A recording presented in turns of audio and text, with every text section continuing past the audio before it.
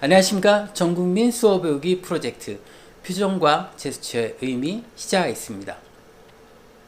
우리가 수어를 배울 때 가장 중요한 것은 수어가 아니라 표정입니다. 자, 일단 생각해 보겠습니다. 수어만 보시는 분들은 나중에 많이 오역 또는 잘못 이해하는 경우가 되게 많습니다. 그래서 제일 먼저 봐야 되는 것은 수어가 아니라 표정입니다. 자, 그러면 왜 표정에 집중할까? 한번 생각해 보겠습니다. 우리가 표정은 이제 두 가지로 나눌 수 있습니다. 하나는 눈에 대한 표정, 하나는 입에 대한 표정. 어느 것이 더 작게 움직이냐 봤을 때 눈이 더 작게 움직입니다. 그 다음에 눈보다는 좀 더 크게 움직이는 게 입에 대한 움직임입니다. 그 다음에 수어하고 그 다음에 제스처죠.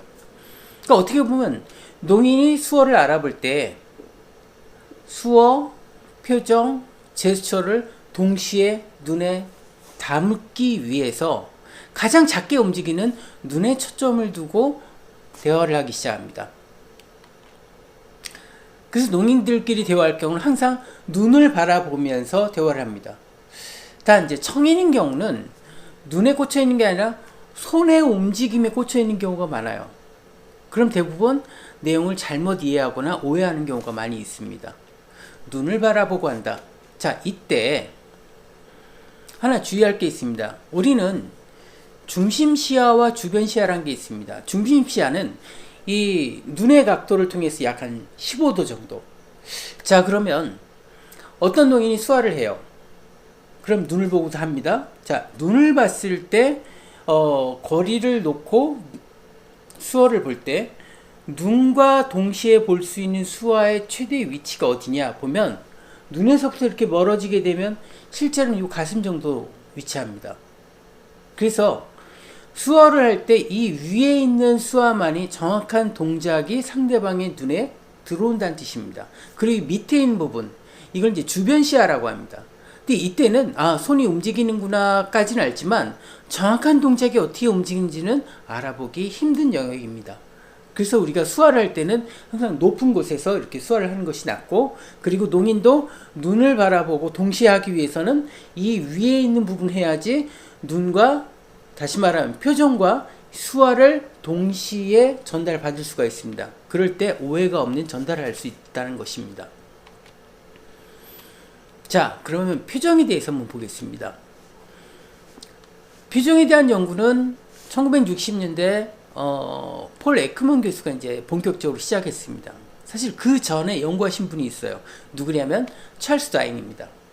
찰스 다윈은 우리가 진화론으로 굉장히 유명한 분이에요. 근데 사실 이제 그것보다 먼저 이제 연구한 부분이 뭐냐면 감정에 대한 연구를 했습니다. 그래서 표정 연구를 합니다. 그래서 우리나라도 지금 교보서 쪽에서 이런 책을 구할 수 있습니다. 인간과 동물의 감정 표현해 가지고 찰스 다윈이 이걸 기술해 놓은 것들이 있습니다.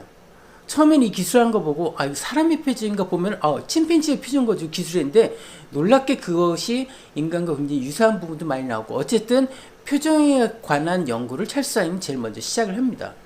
그리고 1960년대에서 폴 에크먼이라는 교수가 파푸아뉴기니아, 일본, 그다음에 미국의 세 군데에서 표정 연구를 시작합니다.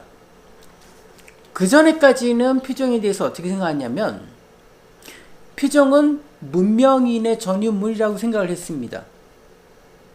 그 폴 에크먼 교수가 세 지역에 갔다 와서 표정 연구를 하다 보니 세계인들의 공통적인 게 있더라. 그래서 공통적인 6가지 표정에 대해서 발표를 합니다.